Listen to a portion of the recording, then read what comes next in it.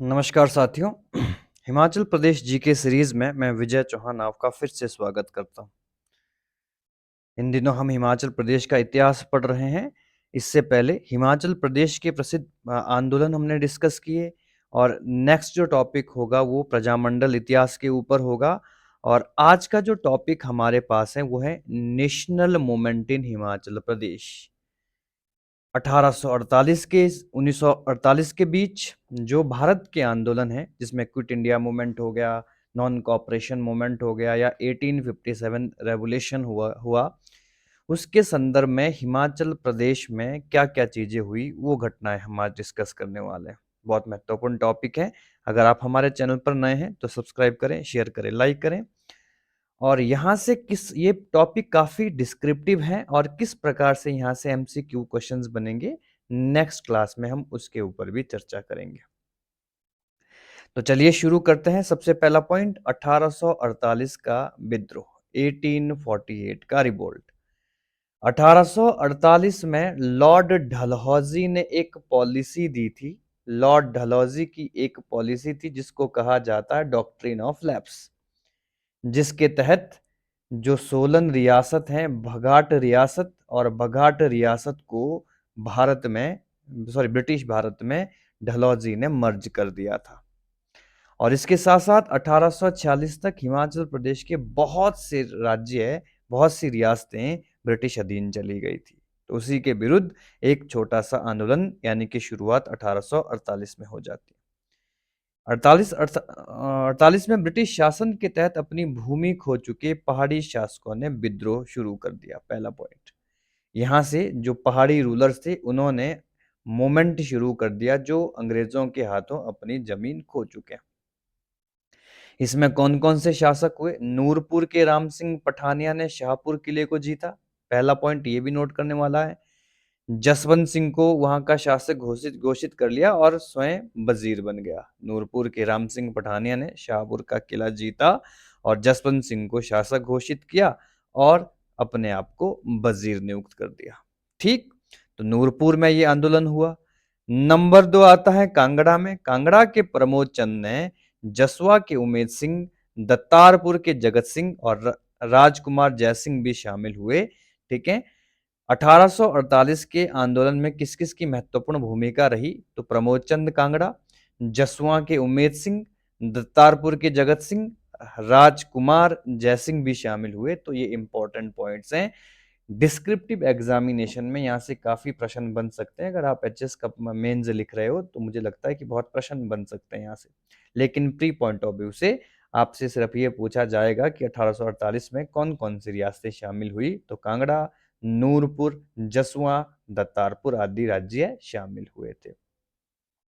और ब्रिटिश ने सैन्य शक्ति से विद्रोह कुचल दिया और अपना प्रभुत्व मजबूत किया। उसके बाद सेकंड जो मूवमेंट आया वो 1857 का।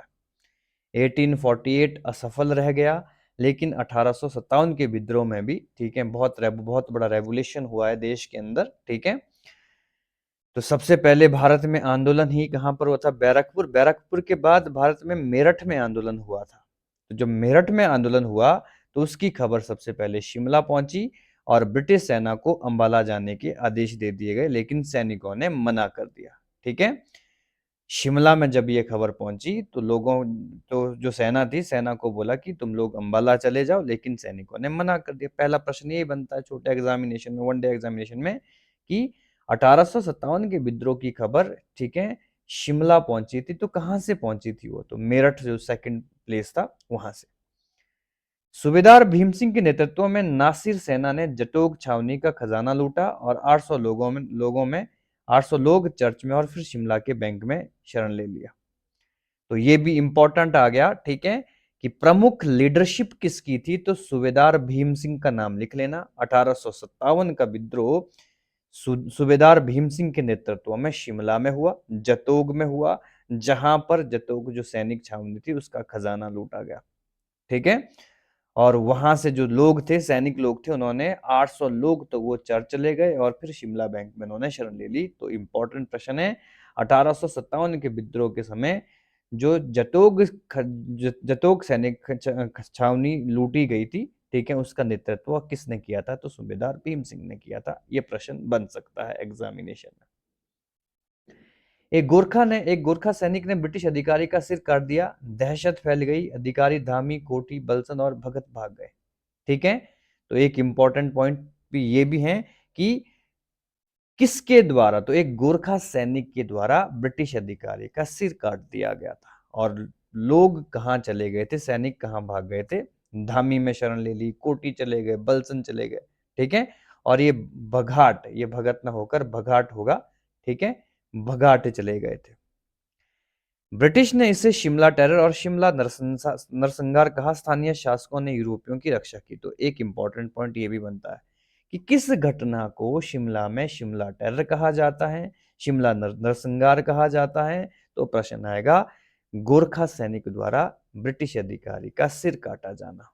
ठीक है, और वहां पर जो स्थानीय शासक थे उन्होंने ही ब्रिटिश लोगों की सहायता करी थी। ठीक है जी, जितनी भी देशी रियासतें हिमाचल प्रदेश में थी, सब ने अंग्रेजों का साथ दिया था। 1857 रिवोल्ट रामपुर बुशहर का एक इंपॉर्टेंट रोल रहता। 1857 के समय बुशहर के राजा कौन थे? राजा शमशेर सिंह। उन्होंने ब्रिटिश को राजस्व देने से इनकार कर दिया। ठीक है, और विद्रोह दबाया गया, लेकिन स्वतंत्रता की भावना जगाई गई। इंपॉर्टेंट प्रश्न है। हिमाचल प्रदेश की पहाड़ी रियासतों में से कौन सी ऐसी रियासत थी जिसने विद्रोह किया था? तो वो राजा शमशेर सिंह के नेतृत्व में बुशहर रियासत थी।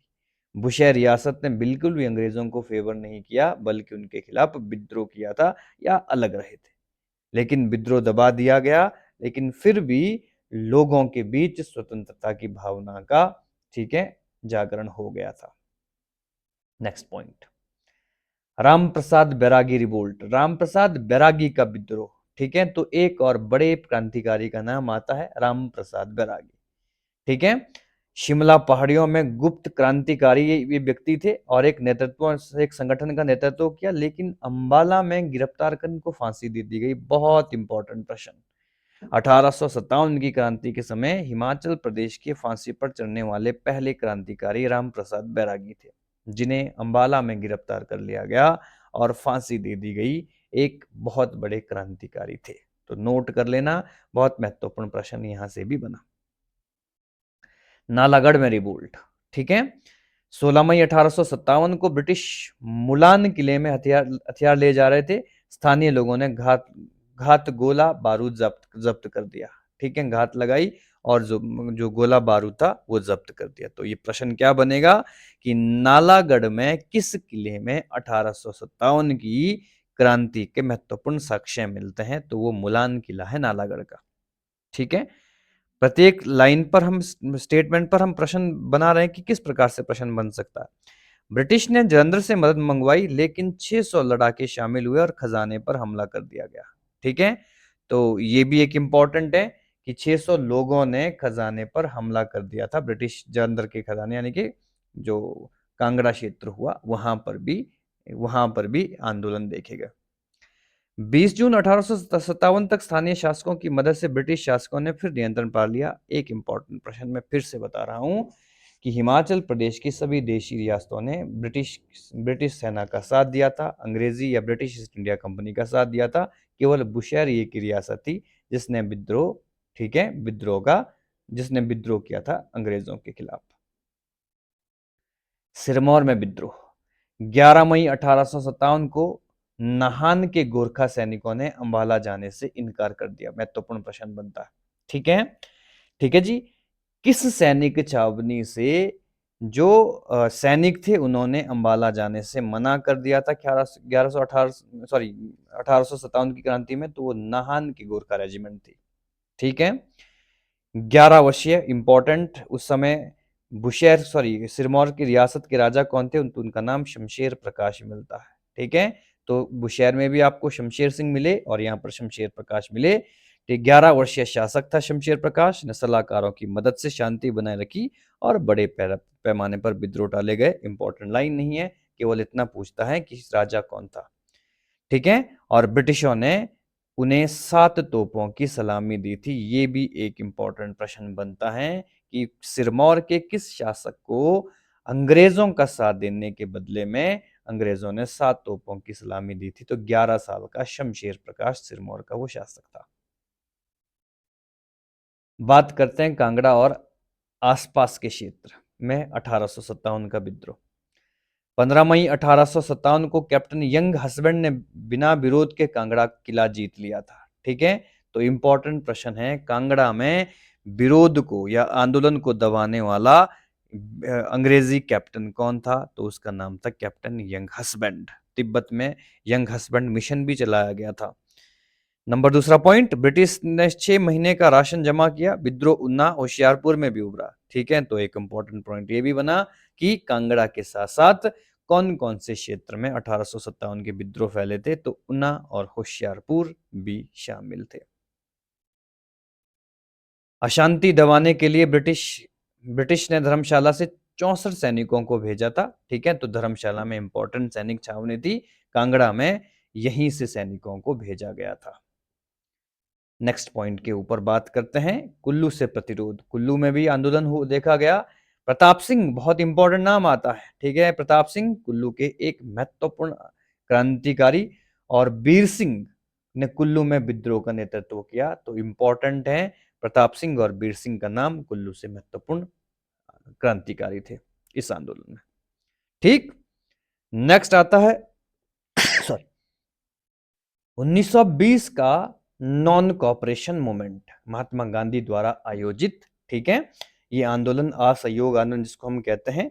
ठीक है जी, इसका हिमाचल प्रदेश के क्षेत्र में भी, ठीक है, गहरा प्रभाव देखने को मिलता है। यह आंदोलन न केवल भारत में हुआ, बल्कि हिमाचल प्रदेश में भी इसकी महत्वपूर्ण भूमिका रहती है।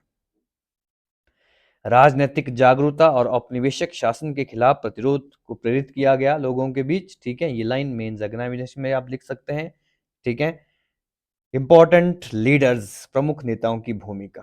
बाबा कांशीराम, जिन्हें हम पहाड़ी गांधी कहते हैं, और ये पहाड़ी गांधी का टाइटल उनको नेहरू जी ने दिया था। ठीक है, गांधीवादी सिद्धांतों का प्रचार किया और कई लोगों को उन्होंने प्रेरित किया था। बाबा कांशीराम ने एक नारा भी दिया था कि मैं आजादी तक काले कपड़े पहनूंगा। ठीक है, इनकी चर्चा हम करेंगे जब important personalities of Himachal Pradesh पढ़ेंगे हम।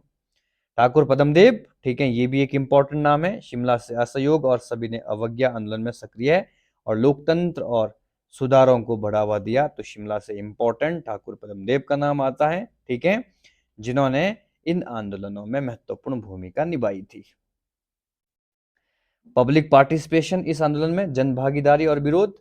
लोगों ने विदेशी वस्तुओं का बहिष्कार किया, कर देने से मना किया और विरोध किया। ठीक है, तो कौन सी महत्वपूर्ण भूमिका घटना देखी गई थी? तो विदेशी वस्तुओं का बहिष्कार। ठीक है, नॉन कॉपरेशन मूवमेंट के समय हिमाचल प्रदेश में कौन सी भूमिका देखी गई थी? तो लोगों ने विदेशी वस्तुओं का बहिष्कार किया, कर देने से मना किया और विरोध किया। ठीक है, क्लियर हो गया यहां तक? आंदोलनों में छात्रों, व्यापारियों और किसानों ने भी, ठीक है, बढ़ चढ़कर भाग लिया था। इंपॉर्टेंट स्टूडेंट्स भी पार्टिसिपेट कर रहे हैं, ट्रेडर्स भी कर रहे हैं, और जो किसान है, पीजेंट्स हैं, वो भी पार्टिसिपेट कर रहे हैं। ठीक है, तो ये चीज भी आप नोट कर सकते हो, लिख सकते हो कि इनकी भी अहम भूमिका थी। सप्रेशन एंड आफ्टरमैथ, यानी कि दमन और परिणाम क्या हुए? ठीक है, इस नॉन कॉपरेशन मूवमेंट के, ब्रिटिश अधिकारियों और कुछ स्थानीय शासकों ने असहयोग आंदोलन को गिरफ्तारी और दंड के माध्यम से दबाने की कोशिश की। बहुत से लोग गिरफ्तार हुए। ठीक है, और बहुत से लोगों को पनिश किया गया। ठीक है, ताकि ये आंदोलन, जो असहयोग आंदोलन, ये समाप्त हो सके। दमन के बावजूद आंदोलन ने भविष्य के संघर्षों की नींव रखी और दृढ़ता और एकता की भावना को प्रोत्साहित किया। ठीक है, हालांकि ज्यादा हमको सफलता प्राप्त हुई नहीं इस आंदोलन से, लेकिन लोगों के अंदर जो देश प्रेम है वो उभर कर सामने आया। देश के प्रति एकता की भावना उनके मन में आई।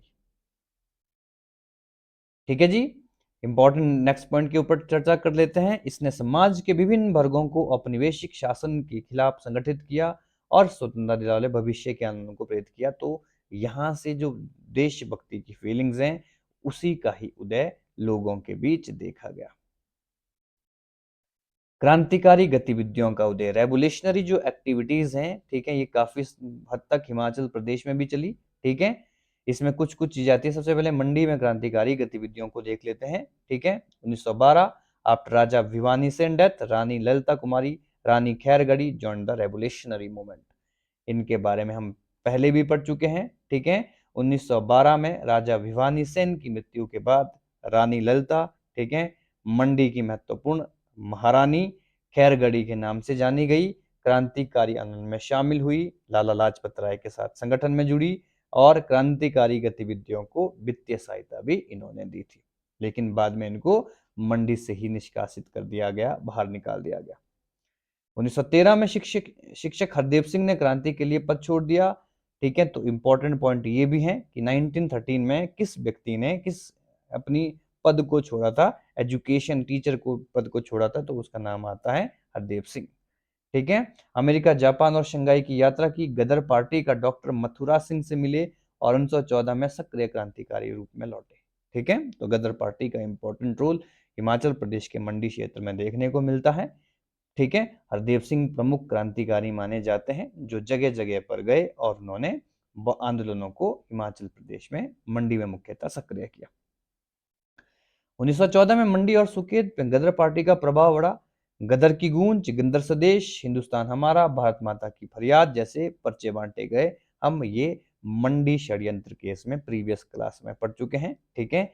तो अगर आपने नहीं देखा है वो वीडियो, आप जरूर उस वीडियो को भी देखें ताकि आपको चीजें क्लियरिटी से पता चले।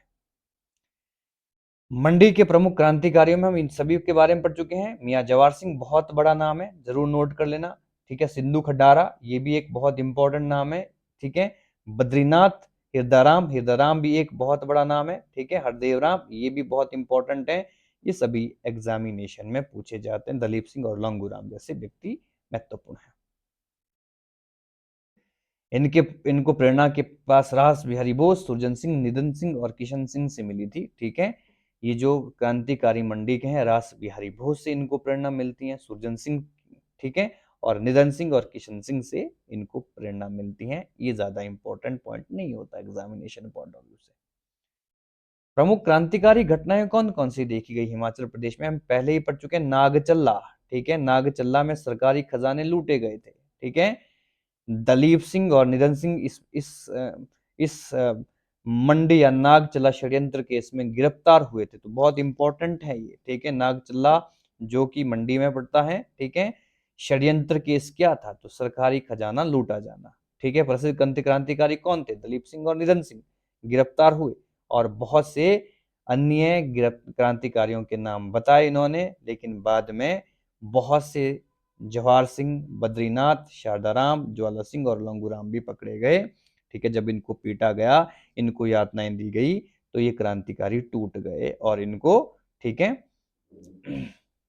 इन्होंने दूसरे क्रांतिकारियों के नाम भी बता दिए। पनिशमेंट, दंड, रानी खैरगढ़ी को मंडी राज्य से निष्कासित कर दिया गया, पहले ही पढ़ चुके हैं। और क्रांतिकारियों को कठोर कारावास की सजा दे दी गई, ठीक है। इंपॉर्टेंट पॉइंट है। हिदाराम ने डॉक्टर मथुरा सिंह और करतार सिंह के साथ साजिश रची और उनकी फांसी की सजा आजीवन कारावास में बदल दी गई और अंडमान जेल भेज दिया गया। तो ये भी नाम आते हैं कि किसी षड्यंत्र केस में हिदाराम और मथुरा सिंह, जिनको पहले फांसी की सजा दे दी गई थी, बाद में उन्हें आजीवन कारावास देके अंडमान एंड निकोबार जेल भेज दिया। 1917 में सिद्धू खड्डारा को लाहौर षड्यंत्र मामले में 7 साल के कठोर कारावास की सजा सुनाई गई, ठीक है। तो इंपॉर्टेंट है, ठीक है जी, किस व्यक्ति को लाहौर षड्यंत्र केस के तहत, ठीक है, कठोर कारावास हुई थी, तो उसका नाम सिद्धू खंडारा था, ठीक है जी। मंडी के जेपी बागी बहुत बड़े इंपॉर्टेंट क्रांतिकारी हैं। लाहौर षड्यंत्र केस 1930 में गिरफ्तार हुए, हत्या, डकैती, विस्फोट रखने के आरोप में 6 साल की सजा हुई, भारत छोड़ो आंदोलन में भाग लिया, ठीक है। लाहौर षड्यंत्र केस उस समय एक महान गाथा बताता है, ठीक है, जो कि जिसमें सुखदेव, भगत सिंह, राजगुरु नाम का भी, ठीक है, नाम आता है, ठीक है। और लाहौर षड्यंत्र केस में बहुत सारे क्या बनाए गए थे, विस्फोटक बनाए गए थे, डकैती हुई थी उस समय, ठीक है, जिसमें जेपी बागी को गिरफ्तार करके 6 साल की सजा दे दी गई थी। उन्ना के प्रसिद्ध क्रांतिक ऋषिकेश लट्ठा नाम था इनका, ठीक है। ऋषिकेश लट्ठा क्रांतिकारी विचार फैला इन्होंने और स्वतंत्रता सेनानियों से इन्होंने भी संपर्क बनाया। तो एक इंपॉर्टेंट क्रांतिकारी उन्ना से ऋषिकेश लट्ठा है। ठीक है, बाबा लक्ष्मण दास और पत्नी दुर्गाबाई, ठीक है, ये भी इंपॉर्टेंट है। आर्य समाज के माध्यम से राष्ट्रवादी विचार फैलाते हैं, ठीक है, तो ये भी नाम लिख लेना। सत्यप्रकाश बागी, डिप्टी कमिश्नर कोर्ट के सामने नारे के साथ कांग्रेस का झंडा फहरा, तो ये महत्वपूर्ण क्रांतिकारी हैं, ठीक है, जो हिमाचल प्रदेश से अपना, ठीक है। बाकी जब हम आगे एक एक करके इंपॉर्टेंट क्रांतिकारियों की चर्चा करेंगे, important personality of Himachal Pradesh पढ़ेंगे, तो आपको प्रॉपर तरीके से उसमें भी पढ़ने को मिलेगा। नाहन के चौधरी शेरजंग क्रांतिकारी आंदोलन का नेतृत्व किया, तो इंपॉर्टेंट है ये भी। चौधरी शेरजंग का संबंध नाहन से था, ठीक है, जिन्होंने वहां से क्रांतिकारी आंदोलन को, ठीक है, लीड किया था। कांगड़ा से बाबा कांशीराम, ठीक है, लाहौर में स्वतंत्रता आंदोलन में शामिल हुए और अध्यापन छोड़ दिया, तो कांगड़ा से लीड किया बाबा कांशीराम ने, पहाड़ी गांधी बाबा कांशीराम ने। हमीरपुर से ठाकुर हजारा सिंह, ठीक है, तो ये भी एक इंपॉर्टेंट, 1925 हजारा सिंह नदौन की क्रांतिकारी केंद्र बनाया था इन्होंने, ठीक है। और 1927 में राजनीतिक सम्मेलन जो ताल में हुआ, हमीरपुर के ताल में हुआ, ठीक है, वहां पर सरोजिनी नायडू ने, ठीक है, सरला देवी, दुनीचंद बकील उपस्थित रहे और हिमाचल के नेता बाबा कांशीराम, हजारा सिंह और गोपाला सिंह भी शामिल हुए, ठीक है।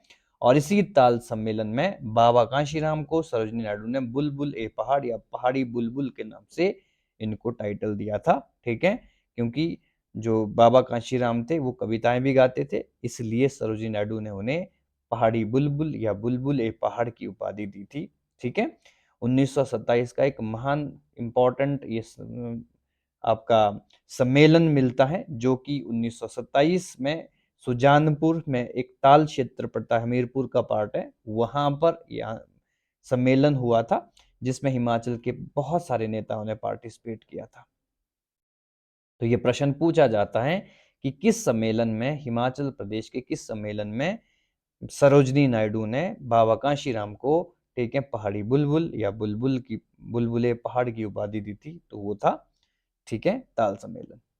हमीरपुर के यशपाल नौजवान भारत सभा, ठीक है, नौजवान भारत सभा, ये इसकी स्थापना भगत सिंह के द्वारा की गई थी, ठीक है, और ये लाहौर में स्थापना कर दी गई थी, ठीक है। लाहौर से युवाओं को जोड़ा, भगत सिंह चंद्रशेखर आजाद की हिंदुस्तान सोशलिस्ट डेमोक्रेटिक आर्मी में शामिल है, बहुत इंपॉर्टेंट है, ठीक है। सबसे बड़ा जो उस समय क्रांतिकारी संगठन था वो था हिंदुस्तान सोशलिस्ट डेमोक्रेटिक आर्मी, जिसके अध्यक्ष थे चंद्रशेखर आजाद। चंद्रशेखर आजाद ने ही इस एसोसिएशन की स्थापना करी थी, हिंदू सोशलिस्ट डेमोक्रेटिक आर्मी की, ठीक है। और इससे जुड़े थे हमीरपुर के महान क्रांतिकारी यशपाल, महान लेखक भी हैं यशपाल, ठीक है। और जब चंद्रशेखर आजाद की मृत्यु 1931 में हुई, ठीक है, उसके बाद इस हिंदुस्तान सोशलिस्ट डेमोक्रेटिक आर्मी के अध्यक्ष बने थे यशपाल, तो ये जरूर नोट कर देना, ठीक है। चंद्रशेखर आजाद के मरने के बाद, ठीक है, हिंदुस्तान सोशलिस्ट डेमोक्रेटिक आर्मी के अध्यक्ष कौन बने, तो उनका नाम था क्रांतिकारी यशपाल, हमीरपुर से, ठीक है जी। हिमाचल में क्रांतिकारी गतिविधियां मंडी, उन्ना, कांगड़ा में फैली और आने वाली पीढ़ियों को प्रेरित किया, ठीक है। ये भी एक महत्वपूर्ण लाइन बनती है समझने वाले के लिए, कि जो लोग समझते हैं कि इसकी क्या वैल्यू थी अपने आप में उस समय क्रांतिकारी आंदोलनों की। राजनीतिक जागरूकता और क्रांतिकारी गतिविधियां, ठीक है। सिरमौर के चौधरी शेरजंग हम पहले ही पढ़ चुके हैं। अहमदगढ़ ट्रेन डकैती के लिए 10 वर्ष की सजा इनको भेजी हुई और मुल्तान भेज दिया गया। बहुत इंपॉर्टेंट पॉइंट है, बहुत इंपॉर्टेंट पॉइंट है, ठीक है, कि किस केस में चौधरी शेरजंग को, ठीक है, 10 वर्ष की सजा हुई थी, तो वो था अहमदगढ़ ट्रेन डकैती, ठीक है। बिलासपुर के दौलतराम संख्यान, ये भी एक महत्वपूर्ण नाम मिलता है, ठीक है। बिलासपुर के दौलतराम संख्यान ने भी आंदोलन के लिए स्थानीय, ठीक है, समर्थन जुटाया, तो ये महान क्रांतिकारी बिलासपुर से देखने को मिलते हैं। शिमला में कौन कौन से कार्यकर्ता मिलते हैं, श्यामलाल खन्ना मिलते हैं, दीनानाथ हांडी, बहुत बड़ा नाम है दीनानाथ हांडी का, आगे पढ़ेंगे हम इसके बारे में। प्रेम सागर, लालचंद, पूरनचंद एक बहुत बड़ा नाम है, ठीक है। जयराम पेंटर, ठीक है, ने जाखू मंदिर में झंडा फहराया था, तो ये भी एक इंपॉर्टेंट लाइन है कि, ठीक है, प्रसिद्ध कौन से क्रांतिकारियों ने जाखू में स्वतंत्रता का प्रतीक झंडा फहराया था, तो उसमें सबसे पहला नाम आप दीननाथ आंधी का लिख लेना, ठीक है, और श्यामलाल खन्ना का लिख लेना, और पूरनचंद का नाम लिख लेना, ठीक है जी। गेंडामल और द्वारका प्रसाद के नेतृत्व में शिमला जिला कांग्रेस ने गंज बाजार में विशाल जुलूस निकाले थे। शिमला का गंज बाजार आज तक बड़ा प्रसिद्ध माना जाता है, बड़ा फेमस माना जाता है इसमें, ठीक है। जो जुलूस निकालने वाले थे उसमें गेंडामल और द्वारका प्रसाद का नाम आता है, ये भी महान क्रांतिकारी है। क्रांतिकारी आश्रमों की स्थापना, ठीक है, क्रांतिकारियों के समर्थन के लिए शामिल शिमला में 3 कांग्रेस आश्रम स्थापित कर दिए गए थे, ठीक है। आश्रमों में बिलासपुर, मंडी, सुकेत, बघाट, बघाल, कुनियार और क्योंथल, बुशहर, जुब्बल, सिरमौर, नालागढ़ और अन्य रियासतों में भी क्रांतिकारियों को आश्रय दिया गया था, ठीक है। तो ये काफी डिटेल, काफी डिस्क्रिप्टिव लाइन है, examination pre point of view से ज्यादा महत्वपूर्ण नहीं रहती है, ठीक है, लेकिन फिर भी आप नोट कर सकते हैं, मेन पॉइंट ऑफ व्यू में इन तरह की चीजों को आप लिख सकते हैं। नमक सत्याग्रह में भागीदारी, ठीक है, नमक सत्याग्रह ये 1930 में हुआ था, जिसे भारत का, ठीक है, सभी ने अवज्ञा आंदोलन भी कहते हैं गांधी जी के द्वारा, ठीक है। नमक सत्याग्रह का विशेष प्रभाव कांगड़ा, शिमला और अन्य पहाड़ी क्षेत्रों में पड़ा था। इसमें मुख्यतः 3 क्षेत्र आते हैं, 2 कांगड़ा और शिमला आते हैं, और इसमें प्रसिद्ध नाम आता है दीननाथ आंधी का, ठीक है। ब्रिटिश सरकार की अवहेलना के लिए 67 मामले इनके ऊपर दर्ज किए गए थे, ठीक है। तो दीननाथ आंधी का महत्वपूर्ण संबंध किससे है? नमक सत्याग्रह से। मार्च 1930 में बाबा कांशीराम के नेतृत्व में कांगड़ा में आंदोलन ने गति पकड़ी, ठीक है। तो कांगड़ा से बाबा कांशीराम ने ही नेतृत्व किया था। मित्रासेन, बराल, सेनावीर, मास्टर चितकू और राष्ट्रवादी गीतों और भाषणों से जनता को प्रेरित किया था। तो ये कांगड़ा वाले क्षेत्र में इस तरह की घटना भी देखने को मिलती है। लाला बाशीराम और अन्य के नेतृत्व में, ठीक है, लाला बख्शीराम होना चाहिए ये, ठीक है, ठीक है जी, के नेतृत्व में कांगड़ा जिले कांग्रेस समिति ने जिले में सभी ने अवज्ञा आंदोलन की योजना बनाई थी। तो ये भी एक इंपॉर्टेंट बात है, ये भी नमक सत्याग्रह से जुड़ी हुई बात है। अब बात करते हैं इंडिविजुअल सत्याग्रह, व्यक्तिगत सत्याग्रह। गांधी जी ने इसकी शुरुआत 1940 में कर दी गई थी, ठीक है, और इसमें भी बहुत से लोगों को शामिल किया गया था। गांधी जी के ब्रिटिश शासन के खिलाफ अहिंसक आंदोलन का एक हिस्सा था। हिमाचल प्रदेश के लोगों ने भारत के अन्य हिस्सों की तरह सक्रिय भागीदारी निभाई इसमें भी, ठीक है।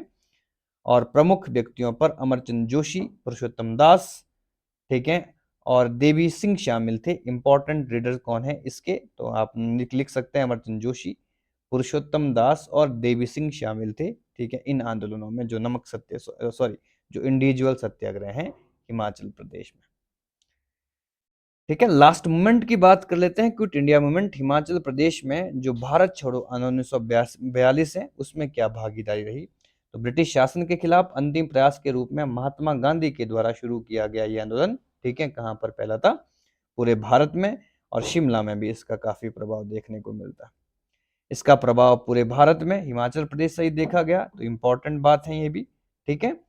यद्यपि यह रियासतें सीधे ब्रिटिश प्रशासन के अधीन नहीं थी, फिर भी राष्ट्रवादी जोश बढ़ा।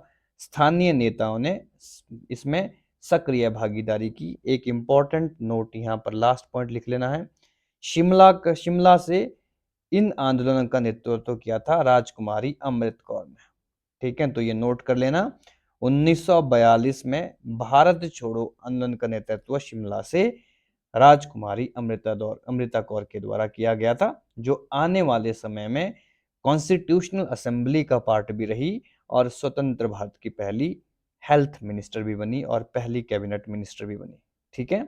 इंपॉर्टेंट पर्सनालिटीज को हम आगे आने वाली क्लासेस में पढ़ लेंगे, ठीक है। डिस्ट्रिक्ट वाइज डिस्कस करेंगे, हर प्रत्येक डिस्ट्रिक्ट में कौन कौन इंपॉर्टेंट व्यक्ति रहे हैं और उनकी क्या क्या कहानियां हैं, ठीक है। तो आज का ये टॉपिक यहीं पर समाप्त होता है। इसके बाद हम एमसीक्यूज इसमें शामिल करेंगे, और उन एमसीक्यूज में हम शामिल करेंगे कि जो अभी तक हमने पढ़ा, गोरखा शासन, ब्रिटिश शासन, ठीक है, हिमाचल प्रदेश के प्रमुख आंदोलन तथा हिमाचल प्रदेश के प्रसिद्ध राष्ट्रीय आंदोलन में किस प्रकार से क्वेश्चंस देखने को मिलते हैं, ठीक है। शिमला, ये हिमाचल प्रदेश के इतिहास में लास्ट टॉपिक प्रजामंडल का इतिहास रहता है। बाकी हमारा हिस्ट्री ऑलमोस्ट कंप्लीट है, और डिस्ट्रिक्ट वाइज हिस्ट्री हम, ठीक है, उसके बाद शुरू कर लेंगे, ठीक है। तो अगर हमारे चैनल पर नए हैं तो ज़रूर जुड़ें और सब्सक्राइब करें। बहुत-बहुत धन्यवाद।